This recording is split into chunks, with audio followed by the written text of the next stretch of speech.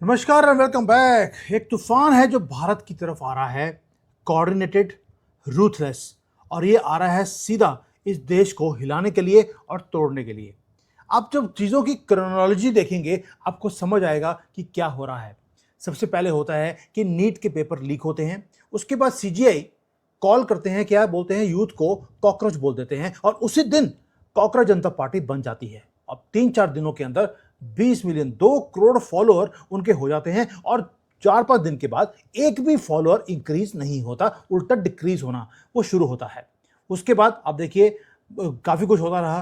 फिर coaching centres जो हैं, यही जो आईएएस की तैयारी करते हैं, जो खुद आईएएस नहीं बने लेकिन लोगों को आईएएस कैसे बनते हैं उसकी ट्रेनिंग देते हैं, वो सारे के सारे इकट्ठे होकर मीडिया के खिलाफ, गवर्नमेंट के खिलाफ वीडियोस बनानी शुरू करते हैं और बोलते हैं कि जो प्रोटेस्ट है उसके अंदर वो साथ में जुड़ेंगे।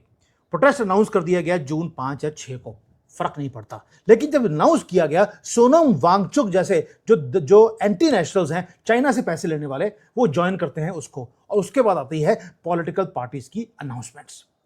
हमें बताया गया कि ये जो प्रोटेस्ट हैं ये नीट के लिए हैं, लेकिन ये पेपर तो पिछले 40-50 साल से लीक होते रहे। क्वेश्चन है अभी ही क्यों, ये जून के महीने में अभी ही क्यों ये सारे इकट्ठे होकर ये काम क्यों कर रहे हैं। जियो पॉलिटिक्स के अंदर जो बिगेस्ट क्वेश्चन है जिससे आपको सब कुछ दिखता है वो हिडन है इस क्वेश्चन में, वाई नाउ। जब आप वाई नाउ देखेंगे तो मैं आपको बताऊंगा अभी जो मिसिंग पीस है वो क्या है। मिसिंग पीस था बंगाल। आपने बंगाल जीता, आपको लगेगा सबसे बड़ा इशू यही है। नहीं, बंगाल जीतना भी बड़ा इशू नहीं था। वो था कि आप बंगाल जीते क्योंकि हिंदू वो इकट्ठा हो गया पहली बार इंडिपेंडेंस के बाद। आपने हमेशा ही हिंदुओं को फ्रेगमेंटेड, डिवाइडेड देखा। कभी वो कांग्रेस के साथ हैं, कभी ममता के साथ हैं, कभी कुछ बचे कुचे बीजेपी के साथ हैं। आज हिंदू ने पूरे ने इकट्ठे होकर, एकजुट होकर उन्होंने बीजेपी को वोट किया तो इन्होंने बोलना शुरू कर दिया डेमोक्रेसी की हत्या है। लेकिन सारे मुसलमानों ने टीएमसी को वोट किया तब डेमोक्रेसी की हत्या नहीं होती। आप समझिए बात क्या है। ये डेथ है उनके प्लान का, डेथ है उनका कि उनका जो वो था, सपना था कि भारत को टुकड़े करने हैं, मल्टीपल कंट्रीज बनानी है यहां पर और इसे इस्लामिक करना है, वो प्लान डिले हो गया। That is why they are rattled to their core, अंदर आत्मा तक हिले पड़े हैं। क्यों? उन्हें मालूम है एक चीज का कि भाई अगर हिंदू ऐसे ही इकट्ठा होता रहा हर स्टेट इलेक्शन में, जैसे बिहार में हुए, हरियाणा में हुए, मध्य प्रदेश में हुए, महाराष्ट्र में हुए, अब बंगाल में हुए, तो इनको हराना मुश्किल हो जाएगा। इसलिए आज वो सारे इकट्ठे हो गए, सारे ये ईल, ये गिद्ध, ये भेड़िए, ये सुअर, ये सारे इकट्ठे हुए हैं आज, ताकि आप इकट्ठे हुए थे। अब आपको इकट्ठे होने से पहले आपके कोर को खत्म करना है ताकि हिंदू कभी इकट्ठा हो ही नहीं। और मैं प्रूव कर सकता हूं आपको मैं क्यों बोल रहा हूं। आप देखिए आज की डेट में एक डार्कर लेयर है पूरे ऑपरेशन के अंदर। नीट का तो बहाना है, नीट कभी भी मुद्दा नहीं था, आइडियोलॉजिकल वॉर है। अल्टीमेट टारगेट है हमारा cultural core of this country, वो है सनातन। अभी आप देखिए पूरे भारत के अंदर एक कैंपेन चल रहे हैं, कोऑर्डिनेटेड पैम्फलेट्स बांटे जा रहे हैं, एक्टिवली सर्कुलेट हो रहे हैं दिल्ली के अंदर और पूरे भारत में, जहां पर हिंदुओं का मजाक उड़ाया जा रहा है। They are trying to shame us. हमारा जो कल्चरल स्पाइन है इस कंट्री की वो अवेकन हो रही थी, ये उसको तोड़ना चाहते हैं। कभी जेंजी के थ्रू, कभी विमेन है वो इंस्टाग्राम के ऊपर आके जो हिंदू भगवान है उनको गालियां निकाल रही है, उनका मजाक उड़ा रही है। अब यही चीज़ें आप देखते हैं वेस्ट के अंदर, यूरोप में, यूके में, अमेरिका में, कनाडा में ये चीज़ें होनी शुरू हो गई। और साथ में आपको वीडियो दिखती हैं कि जहाँ पर गोरे हैं वो हिंदुओं को देखकर बोलते हैं बाहर निकलो यहाँ से, काले पीले से लोग क्या कर रहे हो यहाँ पर, और उल्टी सीधी गंदी गंदी गालियाँ वो निकाली जा रही हैं। मुसलमानों को भी वो गालियाँ निकालते हैं, उसकी वीडियोस वायरल नहीं होती, लेकिन जो हिंदुओं को निकाली जा रही हैं वो निकल रही हैं। क्यों? ये जो सिंडिकेट है वो एक ही काम कर रहा है कि आप यूनाइटेड नहीं हो और जो कल्चरली ग्राउंडेड भारत है वो उसको हिलाना है ताकि आपको शर्म आए अपने ही धर्म के ऊपर। अब कई जो सेकुलर हिंदू हैं वो शुरू हो गए कि ये बात तो सही कर रहे हैं, ये गालियां निकाल रहे हैं, हमारे लोग ऐसे ही हैं। दैट मीन्स कि ऑलरेडी डिविजन्स क्रिएट होनी शुरू हो गई और उनको मालूम है कि अगर आपकी आइडेंटिटी को हमने खत्म कर दिया, वैसे ही जैसे मुगलों ने खत्म करने की कोशिश करी, अंग्रेजों ने हमारी आइडेंटिटी को खत्म किया, तभी हमारे ऊपर 200 साल राज कर सके। अब ये वहीं पर दोबारा से उसी काम के ऊपर ये चले गए हैं, क्योंकि वो डाइजेस्ट नहीं कर सकते कि एक पॉपुलेशन जिसको हमने दबा के रखा 1000 साल से, उसको मोदी जी ने 10 सालों में अवेकन कर दिया। और अपनी अवेकन भी कहां है, सनातन के लिए अवेकन है। प्राउड हिंदू अपने आप को बोलते हैं, वो मैं तो बोलता हूं proud, I am a proud क्या काफिर। हिंदू तो मैं हूं ही नहीं, मैं सनातनी हूं और प्राउड काफिर भी हूं। ये चीज आपने पहले कब सुनी थी? ये प्रधानमंत्री मोदी के आने के बाद सुनी है। इसीलिए they can not digest this thing कि ये अवेकनिंग इनके प्लान को डिले कर रहा है, और मोदी जी अकेले हैं जो बैरियर बन के खड़े हैं इनके बीच में। और इसीलिए ये जो हाईली फंडेड सिंडिकेट है, जो सारे इकट्ठे होकर आज आ रहे हैं, ये इसलिए आ रहे हैं ताकि टोटल नेशनल कोलैप्स करवाया जाए। उसके बाद इनको कॉकरोच जनता पार्टी को आपको लगता है फर्क पड़ता है? सोनम वांगचुक को जो चाइना से और आईएसआई से पैसे लेता है उसको फर्क पड़ता है कि देश में क्या होगा? फर्क आपको अब मुझे पड़ेगा। इसलिए हमने बंगाल जीता, अब देश को जीतना है, ये सहन नहीं कर पा रहे। जो दोस्तों आप देख रहे हैं आज ये सड़कों के ऊपर ये जो अपराइजिंग हो रही है, जेन जी को लेकर आया जा रहा है, ये स्पॉन्टेनियस नहीं है, बहुत हाईली कैलकुलेटेड ये ऑपरेशन है। टारगेट एक ही है, प्रधानमंत्री मोदी, क्योंकि वो हिंदुओं को बचा रहे हैं और हिंदू यूनिटी को क्रिएट कर रहे हैं। टारगेट है कि रिजीम चेंज करना है, क्योंकि हर दिन जब मोदी जी पावर के अंदर हैं, इनका प्लान 1 साल के लिए वो डिले होता जा रहा है। और इनका प्लान था कि 2047 तक इस कंट्री को इस्लामिक कंट्री बनाना है। उसके बाद इन्होंने उसको कर दिया 2030 से पहले पहले इस कंट्री को इस्लामिक नहीं बनाया, तो ये कंट्री कभी भी इस्लामिक नहीं बनेगी। इसलिए बार बार ये एक ही बात बोलते हैं, प्रधानमंत्री हो तो राहुल गंदगी जैसा हो, मोदी को हटाना है। दोस्तों रजीम बड़ा ये जो गोल है बड़ा सिंपल है, रजीम चेंज। और ये जो काउंटडाउन है वो शुरू हो चुका है। अब टाइमिंग देखिए, जो इन्होंने प्रोटेस्ट का टाइम दिया, 48 डिग्री टेम्परेचर है बाहर, समर वेकेशन चल रही हैं, इसलिए इस कॉल को दिया गया है, क्योंकि बच्चे स्कूल में भी जा नहीं रहे, कॉलेजेस में नहीं जा रहे। आप समझते हैं, perfect window to manufacture outreach, ताकि सड़कें भरी हुई आपको दिखाई दें। उससे होगा क्या? जेन्युइन जो हार्ड वर्किंग स्टूडेंट है वो बाहर नहीं आएगा, वो कभी भी पब्लिक प्रॉपर्टी को जलाता नहीं है। जो क्राउड होगा उसके अंदर क्या होगा? हाईली ऑर्गेनाइज्ड जो दंगाई हैं उनको बुलाया जाएगा। बांग्लादेशी, रोहिंग्या वाले, जिन्होंने कभी जिंदगी में किताबें नहीं उठाई, उनको लाया जाएगा। ये जो होता है ना भाड़े के टट्टू, जिनको घंटे घंटे के पैसे मिलते हैं, इनको बुलाया जाएगा। और पैसा मिलेगा उनको डार्क मनी। पॉलिटिकल जो अपॉर्चुनिस्ट हैं वो अब पैसे निकालेंगे बाहर, ताकि सिस्टम को बर्न किया जाए। सिस्टम को बर्न करने के लिए वो अपने पैसों को अब वो बर्न करने वाले हैं। प्लीज अंडरस्टैंड उनका एंड गेम क्या है। आपको ट्रिगर नहीं देखना, आपको उनका मकसद देखना है। जो ये ट्रिगर है नीट एग्जाम का लीक का, ये तो सिर्फ एक एडमिनिस्ट्रेटिव ग्लिच है। क्या ये ग्लिच पहली बार हुआ देश में? 77 टाइम्स भारत के अंदर पेपर लीक हो चुके हैं, और 99% टाइम्स कांग्रेस के टाइम पर हुए, तब तो कभी दंगा हुआ नहीं। दोस्तों ये डेलिब्रेट स्ट्राइक है जो आपको समझनी है। एक सिस्टमैटिक फेलियर को इंजीनियर किया जा रहा है by deeply compromised outdated bureaucracy. अब मैं ब्यूरोक्रेसी का नाम क्यों ले रहा हूं? चीफ जस्टिस ऑफ इंडिया ने कॉकरोच बोला, वो मैं कहता हूं उनका कॉन्टेक्स्ट क्या था क्या नहीं था वो एक डिफरेंट मैटर है। हो सकता है their hands in glove with all this plan, क्योंकि जियोपॉलिटिक्स में कोई भी चीज बाई चांस नहीं होती। वो कॉकरोच वर्ड यूज करते हैं और 1 घंटे में कॉकरोच जनता पार्टी बन जाती है। ऐसे कैसे हो सकता है? दैट मीन्स एक वेल फंडेड माफिया है जो ऑपरेट कर रहा है इस देश के अंदर, और वही माफिया है जो एजुकेशन सेक्टर के अंदर भी काम कर रहा है। और ये माफिया कौन है? यही कोचिंग सेंटर वाले। मैं माफिया क्यों बोल रहा हूं? पूरे दुनिया में ऐसी माफिया होती है। ये जो कोचिंग सेंटर्स वाले हैं, ये कोचिंग सेंटर्स खोलते हैं, अरबों रुपए कमाते हैं लोग, देर अर्न करोड्स ऑफ रुपीस। और उनमें से कितने बच्चे हैं जो आईएएस बन गए, कितने बंदे जो आईपीएस बन गए? वो खुद नहीं है लेकिन लोगों को ट्रेनिंग दे रहे हैं। दोस्तों ये इतना बड़ा एजुकेशन जो है, इतना बड़ा धंधा बन चुका है। बिजनेस नहीं बोल रहा हूं, धंधा वर्ड यूज कर रहा हूं, क्योंकि धंधा बन चुका है। चाइना के अंदर भी, जहां पे मैं रहता हूं, यहां पर भी कोचिंग सेंटर्स थे। गवर्नमेंट ने एक दिन बोला सारे कोचिंग सेंटर बंद होने चाहिए।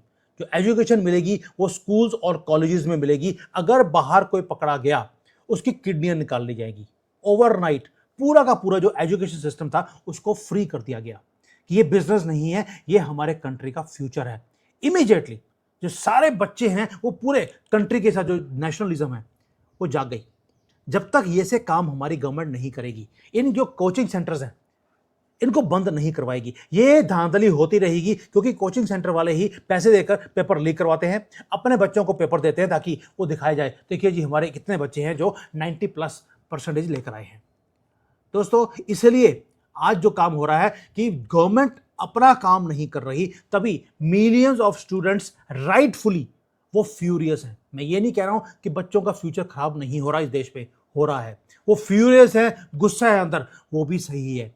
लेकिन जो एलिट्स हैं ये सारे वेपनाइज कर रहे हैं इसी एंगर को, ताकि उनका अपना पॉलिटिकल सर्वाइवल या रिवाइवल वो हो सके। दोस्तों आप मेन स्ट्रीम मीडिया देखिए, उन्होंने एक सिंपल सा क्वेश्चन पूछा, एक एंकर अंजना, उन्होंने क्वेश्चन पूछा कि यार ये सारे जो कोचिंग सेंटर वाले हैं हर रोज मोदी को भर भर के गाली निकालते हैं। आप देखिए जितने भी आईएएस वाले हैं ये सारे हर रोज मोदी को यूट्यूब के ऊपर बैठकर ये गाली निकालते हैं, उनको एक भी चीज मोदी जी की ठीक नहीं दिखती। जब उन्होंने क्वेश्चन पूछ लिया तो इनको आग लग गई, जो यूट्यूब के ऊपर बैठकर ये यूपीएससी की तैयारी करवाते हैं।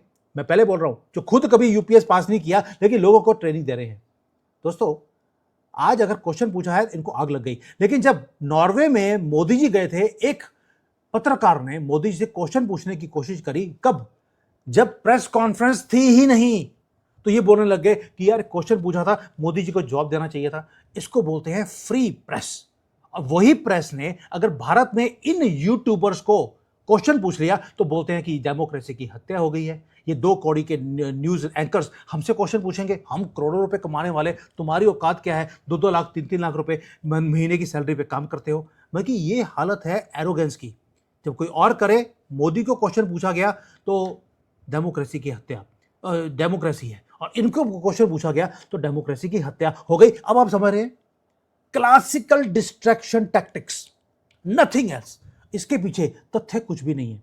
जो स्लीपर सेल्स हैं भारत के अंदर उनको भी एक्टिवेट कर दिया गया है। आप देखिए पूरा का पूरा जो फेसेस हैं जो लीड कर रहे हैं इस चार्ज को, कल बैठे थे प्रेस कॉन्फ्रेंस के ऊपर कॉकरोच जनता पार्टी वाले, सारी मीडिया पहुंची हुई थी वहां पर।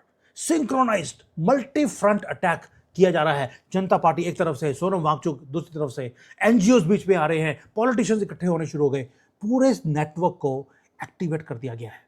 और क्या बोल दिया, जेन जी जो है ना वो गवर्नमेंट के अगेंस्ट है, वो रिवोल्ट करेगा। जेन जी कब से अपने करियर को और फ्यूचर को छोड़कर वो दंगे करने लग गया।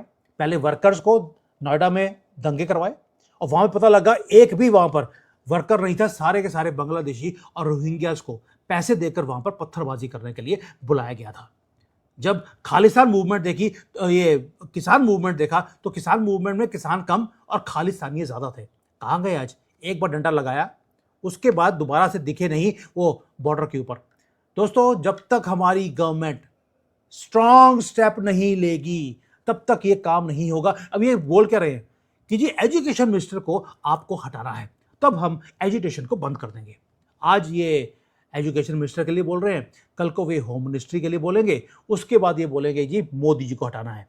लेकिन आपने एक चीज नोट किया होगा, जो पूरा मुद्दा था वो था चीफ जस्टिस ऑफ इंडिया का कॉकरोच बोलना। इन्होंने एक बार भी प्रोटेस्ट नहीं किया कि चीफ जस्टिस ऑफ इंडिया को हटाया जाए। क्या कभी आपने इस चीज के बारे में सोचा कि जैनजी को कॉकरोच बोला गया चीफ जस्टिस ऑफ इंडिया की तरफ से और इन्होंने प्रोटेस्ट नहीं किया? और प्रोटेस्ट कर रहे हैं मोदी जी को कि मोदी को हटाना है, और दूसरा है कि एजुकेशन मिनिस्टर को हटाना है।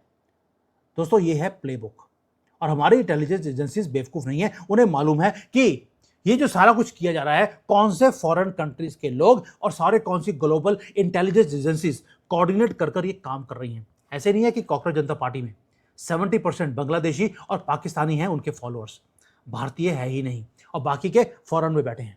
दोस्तों इसलिए बोल रहा हूं, ये जो राइजिंग, सो कॉल्ड राइजिंग है, ये इसलिए है क्योंकि भारत ने अब एसर्ट करना शुरू कर दिया अपने कल्चर को, अपनी सनातन को, अपने देश को हमने वापस लेना शुरू कर दिया है।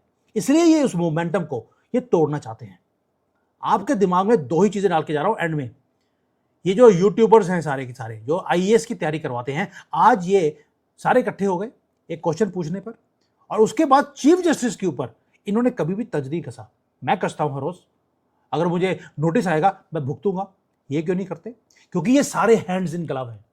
ये फ्यूल कर रहे हैं सारे की रिसोर्सेज को इकट्ठा कर ताकि लोकल जो नेटवर्क्स हैं उनको एक्टिवेट किया जाए, गवर्नमेंट को घेरा जाए चारों तरफ से।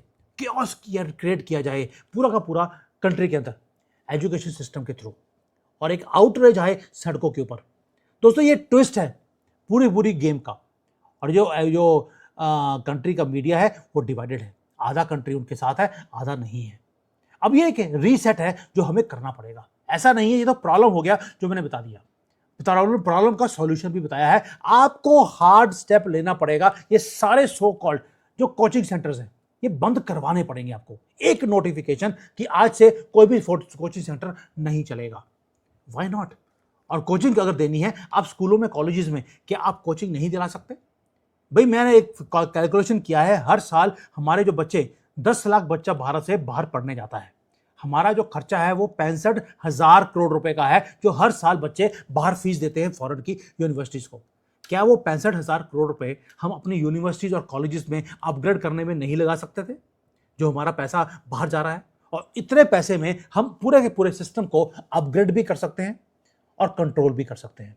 ये स्टेप गवर्नमेंट लेती क्यों नहीं है? भाई अब आप बोलेंगे सुमित जी तुसी भी लग गए नाल, मैं साथ में नहीं लगाऊं, मैं सॉल्यूशन बता रहा हूं। चाइना ने जब कोचिंग सेंटर्स को बंद किया, उन्होंने सारी कोचिंग का जो सारा काम है वो यूनिवर्सिटी और कॉलेजेस के अंदर उन्होंने कर दिया। वही कोचिंग वाले जो बंदे बाहर काम कर रहे थे आज यूनिवर्सिटीज के अंदर वो काम कर रहे हैं। ग्लोबल ये जो दोस्तों ये जो सारा काम है, आप देखिए कोऑर्डिनेशन कैसे है।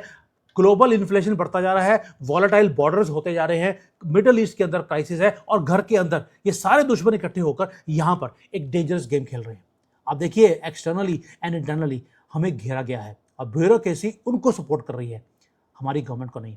करप्ट ऑफिसर्स हैं वो इन सारे लोगों को सपोर्ट कर रही है, भारत की गवर्नमेंट को नहीं। इसलिए भारत को अब अपने हाउस को, अपने घर को सफाई करनी पड़ेगी। आपने स्वच्छ भारत अभियान शुरू किया था, उसको शुरू करना पड़ेगा। इससे पहले ये सारे माफिया इकट्ठे मिलकर भारत को डिस्ट्रॉय कर दें through the name of youth. उसके अंदर यूथ होगा ही नहीं। दोस्तों ट्रैप सेट हो चुका है, रजीम चेंज का प्लेबुक। यही चीजें बांग्लादेश में, नेपाल में, पाकिस्तान में, श्रीलंका में, हर जगह पर इन्होंने यही किया था। और अगले अब कुछ दिनों में ये पता लगेगा, ये डिफाइनिंग मोमेंट है मोदी जी की प्रधानमंत्रीशिप का। क्या वो कोई स्ट्रॉन्ग स्टेप लेते हैं इन सो कॉल्ड यूथ के अगेंस्ट, या ये ऐसे ही चलता रहेगा कि यार सबका साथ, मैं कुछ नहीं बोलना। अगर ऐसे ही चलता रहा तो स्टॉर्म जो है ये सब कुछ उड़ा के ले जाएगा, और ये इतना कोऑर्डिनेटेड है कि इसको बचाना इतना आसान नहीं है, और हम इसके लिए शायद प्रिपेयर्ड भी नहीं है। Let's see what Modi ji does on 5th and 6th या उससे पहले। थैंक यू, जय हिंद, वंदे मातरम।